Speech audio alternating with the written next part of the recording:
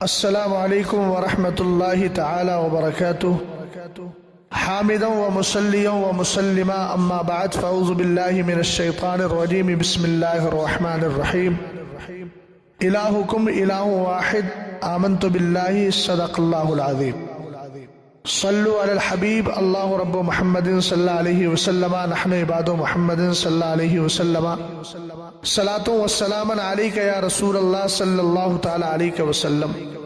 ہمارے ایک بھائی نے میرے پاس ایک کلپ بھیجی جو وہابی دیوبندی ہے کی ایک کلپ ہے، اور غالباً وہ کافی عمر دراز ہے، لال داڑھی ہے، اور مجھے لگتا ہے کہ وہ مکہ شریف یا مدینہ شریف میں کہیں بیٹھ کر لوگوں کے سوالات کے جوابات دیتا ہے۔ اس کے جواب کو سننے کے بعد سب سے پہلے تو میں یہ عرض کروں کہ مجھے رسول کریم علیہ السلام کی وہ حدیث پاک یاد آ رہی ہے کہ سرکار علیہ السلام نے فرمایا یکون فی آخر الزمان دجالون کذابون یاتونکم من الاحادیث بما لم تسمعوا انتم ولا آباؤکم فإیاکم وإیاہم لا یضلونکم ولا یفتنونکم۔ حضور اکرم صلی اللہ تعالی علیہ وسلم ارشاد فرماتے ہیں اخیر زمانے میں میری امت میں کچھ جھوٹے مکر و فریب کرنے والے لوگ پیدا ہوں گے، اور تمہارے پاس ایسی ایسی باتیں لے کر کے آئیں گے جو نہ تم نے سنی ہوں گی، نہ تمہارے آباء و اجداد نے، باپ داداؤں نے ان کو سنا ہوگا۔ ان سے بچ کے رہنا، کہیں ایسا نہ ہو کہ وہ تمہیں گمراہی میں مبتلا کر دے یا تمہیں فتنے کے اندر مبتلا کر دے اور فتنے میں ڈال دے۔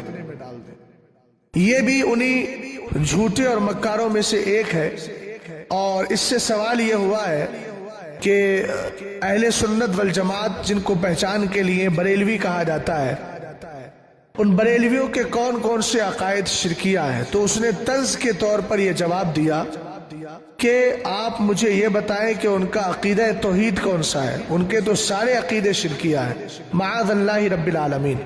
پہلی بات تو میں آپ احباب اہل سنت کو یہ بتائے دیتا ہوں کہ شرک کہتے کس کو ہے۔ یہ تو عقل سے آ رہی ہے، ان کو نہ سمجھ میں آیا ہے نہ سمجھ میں آئے گا، بلکہ ان المنافقین فی الدرک الاسفل من النار ولن تجد لهم نصیرا۔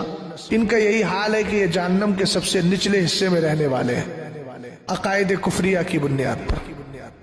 اور اللہ تعالیٰ قرآن میں ارشاد فرماتا ہے ان اللہ لا یغفر ان یشرک بہ ویغفر ما دون ذلک لمن یشاء۔ اللہ تعالیٰ شرک اور کفر کے علاوہ جتنے گناہ ہیں سارے گناہوں کو معاف فرما دے گا۔ تو پہلے تو آپ یہ سمجھیں کہ شرک ہوتا کیا ہے؟ اللہ کی ذات یا اس کی صفات میں یا اس کی صفت میں کسی کو شریک کرنا، اور شریک کرنے کا مطلب یہ ہے کہ یہ بات ماننا کہ فلاں انسان سنتا ہے تو اللہ کی جانب سے اس کے اندر قوت سماعت پیدا نہیں کی گئی ہے، بلکہ وہ خود سے سنتا ہے، خود سے دیکھتا ہے، خود سے کرتا ہے۔ اللہ تعالیٰ کے فعل کو اور اللہ کے کرنے کو اس میں کوئی عمل دخل نہیں ہے۔ اگر ایسا عقیدہ کوئی رکھتا ہے تو یقیناً وہ مشرک ہے، وہ کافر ہے، اسلام سے باہر ہے۔ لیکن اگر کوئی یہ عقیدہ رکھے کہ ہم حضرات اولیاء، حضرات انبیاء، حضرات رسولان اعظام کی بارگاہوں میں جا کر ان سے طلب کرتے ہیں، اور اس لیے طلب کرتے ہیں کہ یہ اللہ کے محبوب ہیں اور اللہ تعالیٰ نے ان کو اتھارٹی، اختیار، ادھیکار دیا ہے، طاقت دی ہے، ان کی جو طاقت ہے وہ اللہ کی عطا سے ہے اور اللہ تعالیٰ کے دینے سے ہے، لہذا ایسی صورت میں یہ عقیدہ رکھنے والا کوئی انسان بھی کافر نہیں ہوگا، گمراہ نہیں ہوگا، سنی سے العقیدہ مومن رہے گا۔ اب ان کو مغالطہ کہاں ہوا ہے؟ مغالطہ یہاں ہوا کہ یہ لوگ شرک کی صحیح تعریف جانتے ہی نہیں ہے، جانتے ہیں تو جان بوجھ کر انجان بنتے ہیں۔ اور ان کا وہی حال ہے کہ حضرت عبداللہ ابن عمر رضی اللہ تعالی عنہما نے بہت پہلے ارشاد فرمایا تھا خوارج کے بارے میں۔ روایت ہے کانا ابن عمر یراہم شرار الخلقی، جو خارجی تھے انہی خارجیوں کے نظریے پر یہ خارجی بھی مسلمانوں کو کافر مانتے تھے، اور یہ بھی سنی سے العقیدہ لوگوں کو مشرک اور کافر مانتے ہیں۔ حضرت عبداللہ ابن عمر رضی اللہ تعالی عنہما ان کو جو ہے مخلوق میں سب سے بدترین مانتے تھے، اور فرماتے تھے इन्नहुम इंतलकू इला आयातिन नज़लत फिल मुशरिकीना फहमलूहा अलल मोमिनीन। फरमाया कि जो आयतें कुरान पाक में मुशरिकीन के बारे में उतरी थी, उन्होंने इन आयतों को ईमान वालों पे चस्पा कर दिया, ईमान वालों पे फिट कर दिया अपनी तबीयत की बुनियाद पर। जाहिर सी बात है कि अल्लाह ताला के बगैर दिए, अल्लाह के बगैर किए हम ना किसी नबी को उस मनसब पे मानते हैं, ना किसी गैर नबी को मानते हैं, ना किसी वली को मानते हैं। हम ये कहते हैं जो कुछ मिला है इनको वो सब अल्लाह ताला के देने से मिला है। तो फर्क हो गया, अल्लाह देता है वो किसी के देने से नहीं देता, और ये हजरात देते हैं तो हजरत अंबिया को अल्लाह ताला ने अता फरमा दिया है, इसलिए मिला करता है। तो उसने कहा कि एक शिर्क तो ये है, मैंने आपके सामने शिर्क की तारीफ रख दी। साथ ही वो कहता है कि ये बुजुर्गों के नाम से हर साल उर्स मनाते हैं और उनके नाम से जो है ये जानवर ज़बह करते हैं। तो नाम से ज़बह करने की दो हैसियतें होती हैं। एक है कि हम ज़बह करते वक्त अल्लाह का नाम ना ले बल्कि उस वली का नाम ले। हाशा वकल्ला जाहिल से जाहिल सुन्नी भी जो अनपढ़ है, जिसको कुछ नहीं आता, कलमा शरीफ जानता है बस, वो भी अल्हम्दुलिल्लाह रब्बिल आलमीन इस ख्याल से ज़बह नहीं करता है, ना इस नाम से ज़बह करता है कि वो ज़बह करते वक्त गौसे पाक या किसी और वली का नाम ले रहा हो, बल्कि वो यही कहता है बिस्मिल्लाहि अल्लाहु अकबर, बिस्मिल्लाहि अल्लाहु अकबर। अब हम बुजुर्गों के नाम पर जो जानवर ज़बह करते हैं, इसकी हकीकत सिर्फ इतनी है कि हम जब ज़बह करते हैं तो अल्लाह ताला ही का नाम लेते हैं, लेकिन वली के नाम पर ज़बह करने का मतलब यह है कि हम उसका सवाब वली को पहुंचा देते हैं। और ये तो कोई ऐब नहीं है, ये तो मेरे नबी अलैहिस्सलातु वस्सलाम ने खुद किया। अबू दाऊद शरीफ की हदीस पाक है, नाम की बात कर रहा हूं मैं, किसी वली के नाम पर नहीं, बल्कि सरकार अलैहिस्सलाम ने अपनी उम्मत के नाम से कुर्बानी की। आका करीम अलैहिस्सलातु वस्सलाम ने जब दुआ की तो ये कहा अल्लाहुम्मा तक़ब्बल मिन मुहम्मद व आलि मुहम्मद व मिन उम्मती मुहम्मद। ये अल्लाह इसको मोहम्मद और उनकी आल और उनकी उस उम्मत की तरफ से कबूल कर ले जो आगे चल के क़यामत तक आएगी और कुर्बानी करने की ताकत नहीं रखेगी। तो सरकार अलैहिस्सलाम ने यहाँ अपनी उम्मत की तरफ से कुर्बानी की। इसी तरीके से हम बुजुर्गों की तरफ से करते हैं, जानवर ज़बह करते हैं, उसकी हकीकत इतनी होती है ज़बह करते वक्त लेते अल्लाह ताला ही का नाम है, लेकिन फातिहा पढ़ के इसाले सवाब करके उनकी बारगाहों तक पहुंचाने की कोशिश करते हैं।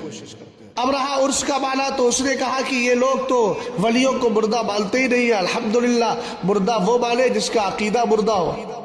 तुम लोग अलबत्ता मुर्दे हो चलते फिरते, और जमीन के अंदर भी मुर्दे हो। हमारे लिए तो अल्लाह रब्बुल इज्जत का करम है, हदीस पाक में बशारतें मेरे नबी अलैहिस्सलाम फरमाते हैं इज़ा मातल मोमिन युखल्ला सरबहु यसरउ हैसु यशा, जब ईमान वाले का इंतकाल हो जाता है तो उसका रास्ता खाली कर दिया जाता है। इंतकाल के बाद वो जहाँ की चाहता है वहाँ की सैर कर लिया करता है।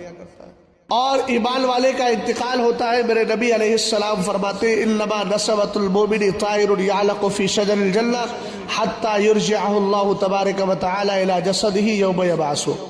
फरमाया कि ईमान वाले की रूह को अल्लाह ताला परिंदे की शक्ल देता है, वो परिंदा जन्नत के दरख्तों में रहता है, यहाँ तक कि अल्लाह ताला उसकी रूह को उसके जिस्म की तरफ उस दिन लौटाएगा जिस दिन वो क़यामत बर्पा करेगा। तो देखो ईमान वालों की परवाज़ क्या है, और जो वली कामिल है उसकी बात तो अलग है। अल्लाह ताला उनके जिस्मों को महफूज रखता है।